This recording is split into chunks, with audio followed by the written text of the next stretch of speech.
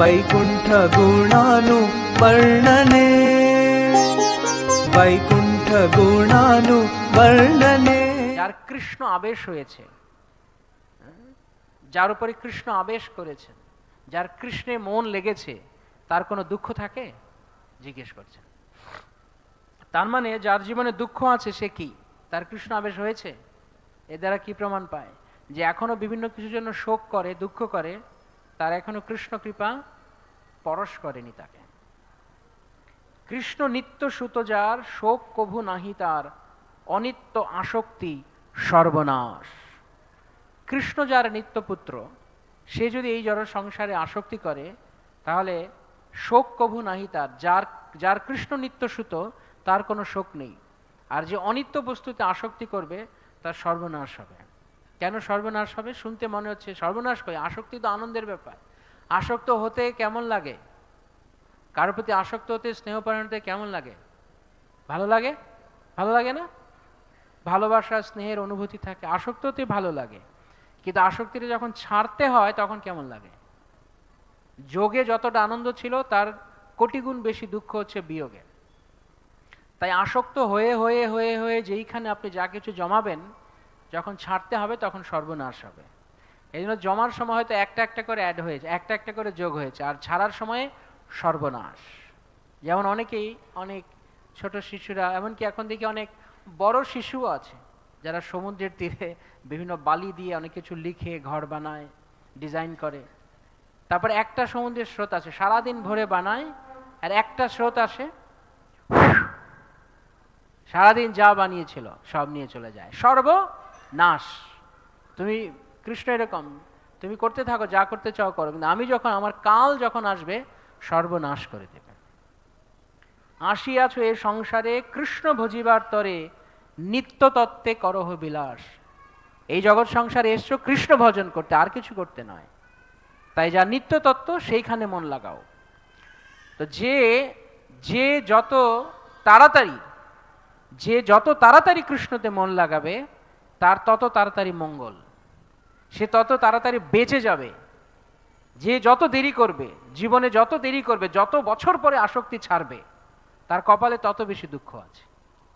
তো বুদ্ধিমান ব্যক্তি আগেই আসক্তি ছেড়ে দেন। অতএব মায়ামোহ ছাড়ি বুদ্ধিমান, নিত্যতত্ত্ব কৃষ্ণ ভক্তি করুণ অনুসন্ধান। তো সময় আছে, একটা কথা বলে না বাংলায়, সময় আছে ভালো হয়ে যাও। তো আমরা বলছি সময় আছে, আসক্তি ছেড়ে দাও। সময় থাকতে আসক্তি ছাড়তে হবে, নয়তো এমন যন্ত্রণা হবে না, এমন যন্ত্রণা হবে, একদম যন্ত্রণার শেষ দেখিয়ে ছাড়বে। কারোর হাতে কখনো ফেবিকুইক আটকেছে? কখনো ফেবিকুইক অভিজ্ঞতা আছে? হ্যাঁ, তখন কিরম হয়? ব্লেড দিয়ে কাটতে হয়, রক্ত বেরিয়ে যেতে পারে। তো ঠিক যদি ফেবিকুইকের মতো আসক্তি, এর চেয়েও ফেবিকুইক তো তবু ছাড়ানো যায়, এই আসক্তি মরলেও ছাড়ে না, মরার সময়ও ছাড়তে পারে না। তো যারা বুদ্ধিমান তারা আসক্তি আগে ছাড়বে, আর যাদের বুদ্ধি নেই তারা এর মধ্যে পড়ে থাকবে। এই দেহের অনুগত ভাই বন্ধু প্রতিসুত, অনিত্য সম্বন্ধ বলি মানো। এই দেহের অনুগত যারা আমাদের পারিবারিক সম্পর্কে জড়িত, বাবা মা ছেলে মেয়ে ভাই বোন দাদা দিদি যা কিছু আছে, অনিত্য সম্বন্ধ সব, অনিত্য সম্বন্ধ বলি জানো। কে বা কার প্রতিসুত, কে কার পতি, কে কার পুত্র, অনিত্য সম্বন্ধ কৃত, এইগুলো সব অনিত্য সম্বন্ধ। যেমন শ্রীমদ্ ভাগবতমে দশম স্কন্ধে বলা আছে যে আমরা এক একজনের নদীতে যেরকম খড়কুটো ভেসে আসে, এরকম ভাবে আমরা ভেসে এসেছি। নদীর একটা স্রোত একটা খড় নিয়ে যাচ্ছে, আরেকটা স্রোত আরেকটা খড় নিয়ে আসছে, দুটো খড় একসঙ্গে কিছু সময় চলছে, তারপর আরেকটা স্রোত এসে সেটাকে ভেঙে দিচ্ছে। যতক্ষণ একসাথে চলছিল দুটো খড় ভাবছে আমরা দুজন চিরসাথী, তারপর যখন মায়া লাথি খাচ্ছে, তারপরে সব চিরসাথী ছুটে যাচ্ছে। তো সময় থাকতে আমাদের এরকম চিন্তা ভাবনা বাদ দেওয়া উচিত। বুহেন ওঘমানানাম প্লবনাম স্রোতস্য যথা। অত্যন্ত শক্তিশালী কাল ছিন্ন করবে। আপনি ছিন্ন হতে চান কি না চান, ছিন্ন করবেই করবে। তাই কেন জবরদস্তি অন্যের ধাক্কা খেয়ে মার খেয়ে ছাড়বো, তার চেয়ে আগেই সম্বন্ধ আসক্তি ছেড়ে দেওয়া উচিত। সম্বন্ধ থাকতে পারে কিন্তু আসক্তি নয়। কর্ম বিপাক ফলে সুত হয়ে বসে কোলে, কর্মক্ষয়ে আর রইতে নারী। কর্ম বিপাক এটা কেন কেন এসেছিল? আমার পুত্র, আমার কন্যা, আমার পিতা, আমার মাতা, এরা সবাই কর্মে এসছে না? আমরা কারা কারা আমাদের পুত্র কন্যা ঠিক করেছিলাম?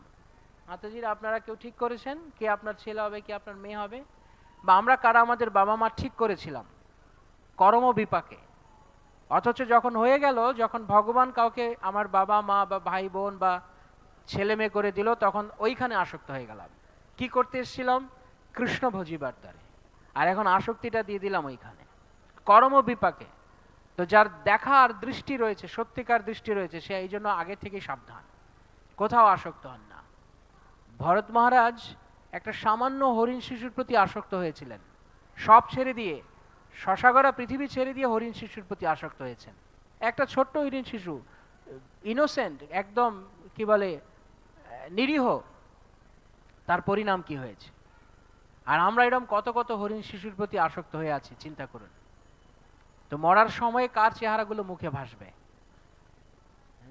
যাকে বেশি আসক্ত তার চেহারা মুখে ভাসবে। ফলে পরের জন্মে কি হবে? ইয়ম ইয়ম বাপ্য স্মরণ ভাবম ত্যাজতি অন্তে কলেবরম।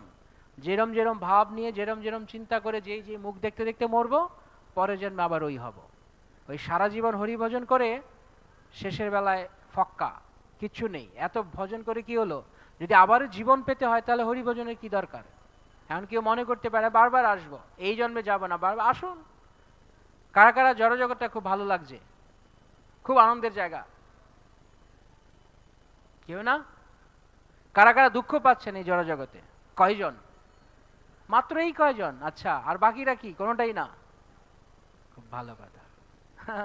যারা এখনো পাননি, ওয়েলকাম, একটু অপেক্ষা করুন সময় মতো। ইথে সুখ দুঃখ মানি অধগতি লভে প্রাণী, কৃষ্ণপদ হইতে যায় দূরে। এই জড় সংসারে আসক্তির মধ্যে যারা সুখ দুঃখ মনে করে, দেখুন আসক্ত হলে আনন্দ লাগে মনে হয়, কিন্তু আসক্তির ব্যক্তি একটা কটু কথা বলে দিক, তখন সমস্ত প্রেম ভালোবাসা কার্পেটের তলায় চলে যাবে। তখন আর কিছু ভালো লাগবে না কাউকে। সমস্ত দুঃখ, ওই সবচেয়ে আপনজন যখন কিছু বলে সবচেয়ে বেশি কষ্ট লাগে। তাই আপনি কৃষ্ণকে আপন বানান। কৃষ্ণ তো কখনো এরকম করবেন না, কৃষ্ণ কখনো বিয়োগ হন না। ধনজন দেহ গেহ কৃষ্ণের সমর্পণ, করিয়াছ শুদ্ধ চিত্তে করহ স্মরণ। তবে কেন মম সুত বলি করো দুঃখ, কৃষ্ণ নিল নিজজন তাহে তার সুখ। তাই আমরা কেউ বিয়োগ হয়ে গেলেই অভিযোগ, কৃষ্ণ কেন এরকম করলো, ভগবান কেন এরকম করলো। আরে কার? ওই আত্মাটা কার? আমি বানিয়েছি? কৃষ্ণের আত্মা। কৃষ্ণ যেখানে যার কাছে যখন পাঠাবেন, যতদিন ভবিতব্য আছে, যতদিন অদৃষ্ট আছে, সেইখানেই থাকবেন। কারো কাছে একটা কিছু আপনি দিয়ে গেলেন, বললেন আমি 2 মাস পরে ঘুরে আসছি, আপনি আমাকে এটা ফেরত দেবেন, 2 মাস পরে দেব না, তাহলে তার কি করা উচিত? জেলখানা, চরম শাস্তি পাবে। তো ঠিক সেরকম কৃষ্ণের সম্পদ যদি আমার বলে মনে করতে থাকি, তাহলে চরম দুঃখ পেতে হবে। কৃষ্ণ ইচ্ছা মতে সব ঘটয় ঘটনা, তাহে সুখ দুঃখ জ্ঞান অবিদ্যা কল্পনা। যাহা ইচ্ছা করে কৃষ্ণ তাই জানো ভালো, ত্যাজিয়া আপন ইচ্ছা ঘুচাও জঞ্জাল। জঞ্জাল ঘুচাও, অর্থাৎ আসক্তিগুলো কি? আসলে সোজা কথা, আসক্তির জায়গাগুলো কি? জঞ্জাল। জঞ্জাল আমরা কি করি? ঘরে জমিয়ে রাখি, শোকেস নাকি, ঝেঁটিয়ে বিদায় করি জঞ্জাল। তো আসক্তিগুলোকে বিদায় করতে বলা আছে। কেউ হয়তো মনে করতে পারেন মানুষ বিদায় করতে বলা আছে, না, যার যেখানে আছে সেখানেই থাকবে, কিন্তু আসক্তি এটাকে বিদায় করতে হবে। আসক্তি কেবল কৃষ্ণ। দেয় কৃষ্ণ, নেয় কৃষ্ণ, পালে কৃষ্ণ সবে, রাখে কৃষ্ণ, মারে কৃষ্ণ, ইচ্ছা করেন যাবে। কৃষ্ণ দিয়েছিলেন না? না কে দিয়েছিল? যাকে আমার আমার বলে চিল্লাচ্ছিস, তাকে কে দিয়েছিল? কৃষ্ণ। কৃষ্ণ দিয়েছে, আর নিয়ে যাবেন কৃষ্ণ। রাখে কৃষ্ণ, মারে কৃষ্ণ, ইচ্ছা করে যাবে। কৃষ্ণের ইচ্ছা সব। কৃষ্ণ ইচ্ছা বিপরীত যে করে বাসনা, না আমার জিনিস আমার কাছে থাকুক, দুঃখ পেতে হবে। এমন একটা বাইরের একটা গান আছে না, এরকম বলে, পরের জায়গা, পরের জমি, কিন্তু ঘর সেখানে বানিয়েছি আমি। তো তাহলে কি হবে, যখন আমি আসার আগে জায়গাটা ছিল, আমার জন্মের আগে জায়গাটা ছিল, আমার চলে যাওয়ার পরে জায়গাটা থাকবে? শুধু একটাই হয়েছে কি, দলিলে আমার নামটা লিখেছে, দলিলে আমার নাম লিখেছে। দলিলটাও এরকম থাকবে, কিন্তু দলিলটাও এরকম থাকবে, শুধু থাকবে না কে, আমি। তারপর আমরা মনে করছি আমার আমার আমার। তাই যেখানে যত লাগবেন, যত আসক্ত হবেন, তত দুঃখ পেতে হবে। ত্যাজিয়া সকল শোক, শুনো কৃষ্ণ নাম, পরম আনন্দ পাবে, পূর্ণ হবে কাম। তো শিবাস ঠাকুর এরকম উপদেশ দিয়ে ঘরের ভিতরে আবার গেলেন। মহাপ্রভু বলছেন, শিবাস কি হলো, আনন্দ পাচ্ছি না কেন? শিবাস ঠাকুর বলছেন, কিছু হয়নি, সব ঠিক আছে। তখন একটা ভক্ত এসে বলে দিল এই ব্যাপার। তো মহাপ্রভু, তুমি কেন বললে না শিবাস? মহাপ্রভু ঘরের ভেতরে গেছে, গিয়ে পুত্রকে ডাক দিয়েছে, ওঠো, কেন বাবা মাকে ছেড়ে যাচ্ছ? পড়ে নিতে পারেন আপনারা, ভক্তিগীতির সঞ্চয়নে আছে। ছেলে এমন শিক্ষা দিয়েছে, সবার কান খুলে গেছে, যারা কান্না করছিল। ছেলে বলছে, কার কথা বলছেন, কোন বাবা মা? কত কত জন্ম আপনার ইচ্ছা, আমি কত বাবা মায়ের কাছে গেছি, কোন জন্মের বাবা মার কথা বলছেন? প্রকৃত পিতা তো আপনি। যতদিন আমার এখানে অদৃষ্ট ছিল, আমার টাইম শেষ, আমি চলে যাচ্ছি। তো মহাপ্রভু কিছু বলেনি, এটা হচ্ছে সত্যিকারের প্রিচিং। কিছু না বলে মৃত পুত্রকে দিয়ে সবকিছু শুনিয়ে দিলেন। তো মহাপ্রভু তখন শিবাস ঠাকুরকে বলেন, তুমি আগে কেন বললে না, তুমি আগে কেন বললে না তোমার পুত্র মারা গেছে? এইরকম মানে মহাপ্রভু বিশ্বাস করতে পারছেন না যে তার ছেলে মরে গেছে, সে আমাকে জানায়নি। তখন শিবাস ঠাকুর বলছেন, একটি তনয় মরিয়াছে নাথ, তাহে মোর কিবা দুঃখ, যদি সব মরে নাথ তোমারে হেরিয়া তবু তো পাইব সুখ। এইরকম দৃঢ় বিশ্বাস মহাপ্রভুর প্রতি। একটা ছেলে মরেছে তো কি হয়েছে, একজন মরেছে তো কি হয়েছে, যদি সব মরে যায়, তাতে যদি তোমারতে আসক্তি হতে থাকে, হোক হোক, হতে থাক। কারণ প্রকৃতপক্ষে তোমার চরণে আসক্ত হওয়াটাই হচ্ছে এই জীবনের উদ্দেশ্য। এই কারণে এই পৃথিবীতে এসছি। আসলে আসার কথা ছিল না, কিন্তু কপাল দোষে এখানে এসছি। এসছি যখন, কাজ শেষ করে এখান থেকে বেরিয়ে যেতে হবে। কেমন দৃঢ়তা! কি কারণে মহাপ্রভু তার ঘরে নাচবেন না? কি কারণে মহাপ্রভু তাকে আপন বলে গ্রহণ করবেন না? যার নিজের পুত্র মরে গেছে, বলছে আপনি আপনি আপনার আপনার প্রেম বিলাসে, আপনার আপনার হরি ভজনে, আপনার প্রেমোন্মাদনায় যদি ব্যাঘাত ঘটতো, তাহলে আমি মরে যেতাম। একটা ছেলে মরেছে তো কি হয়েছে? এইরকম ভক্তের জন্য ভগবান অবতীর্ণ হন, যেটা ভাগবতমে বলা হচ্ছে। ঐকান্তিক ভক্তের জন্য ভগবান এই জগতে আসেন, সবার জন্য নয়। তাই নিজেকে বিচার করা উচিত, আমি কোথায় আছি। তার এমনি এমনি শুধু কৃষ্ণকে দোষ দিলে হবে না, আমি কি করছি। তো তখন পুত্র উপদেশ দেওয়ার পরে সবাই তখন শোক ছাড়লো।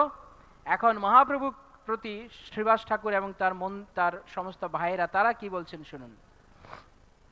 শ্রীবাস মন্দিরে কি ভাব উঠিল, তাহা কি বর্ণন হয়, ভাব যুদ্ধ শনে আনন্দ ক্রন্দন, উঠে কৃষ্ণ প্রেমময়। পুত্র মরে গেছে, সঙ্গে সঙ্গে এই কথা বলে দিয়ে যখন পুত্র আবার শুয়ে পড়েছে, তখন প্রেমময় কীর্তন শুরু হয়েছে। আমরা কেউ পারবো? কারোর বুকের পাটা আছে যে ঘরে কেউ মরে গেলে আমরা এরকম আনন্দ কীর্তন করব? সম্ভব নয়, কারণ আমরা অন্য জায়গায় আসক্ত। যাই হোক, চারি ভাই পরি প্রভুর চরণে, প্রেম গদ গদ স্বরে, কাঁদিয়া কাঁদিয়া কাকুতি করিয়া, গড়ি যায় প্রেম ভরে। চার ভাই মিলে তার চরণে পড়ে কাকুতি করে তারা বলছেন, আমার সঙ্গে সঙ্গে বলুন আপনারা, হ্যাঁ, ওহে প্রাণেশ্বর, এহেন বিপদ প্রতিদিন যেন হয়, যাহাতে তোমার চরণ যুগলে আসক্তি বাড়িতে রয়। এই শেষের লাইনটা কমে গেছে কেন জানেন? ভিতরে হিম্মত নেই, শক্তি নেই, সাহস নেই। শেষের লাইনটা বলার সময় আওয়াজ কমে গেছে।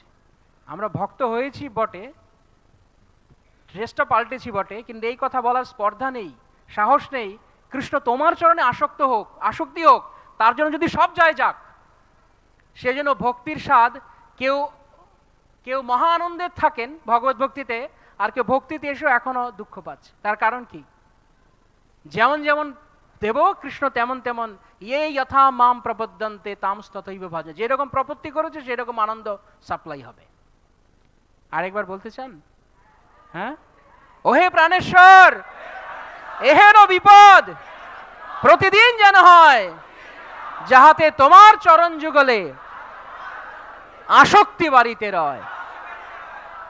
যদি একবার অন্তর থেকে বলেছেন তো কৃষ্ণ কিন্তু এরকম করবেন। প্রস্তুত? কারা কারা প্রস্তুত? হরি বল, হরি বল, হরি বল। যদি অন্তর থেকে প্রস্তুত হন তাহলে কৃষ্ণ পরীক্ষা শুরু করবেন। তাই একটা একটা করে যেইখানে যেইখানে আসক্তি হয়েছে একটা একটা করে আসক্তি তুলে ফেলতে হবে। ঠিক যেভাবে কাটা পড়লে একটা একটা করে কাটা তুলে, কাজ ভেঙে গেলে একটা একটা করে সন্তর্পণে, এইরকম একটা একটা করে আসক্তি তুলতে হবে। সমস্ত আসক্তি কেবল কৃষ্ণ চরণ পদ্মে। যেই কারণে আমরা এই জগতে এসেছি, আমাদের দ্বিতীয় আর কোনো উদ্দেশ্য নেই, কেবলই কৃষ্ণতে আসক্ত হওয়ার জন্য। আর কোনো কিছু করতে আমরা এই সংসারে আসিনি, বাকিগুলো দায়িত্ব, স্রেফ দায়িত্ব। আসক্তি কেবল কৃষ্ণ পাদপদ্মে। এবার আপনার পছন্দ হোক কি না হোক,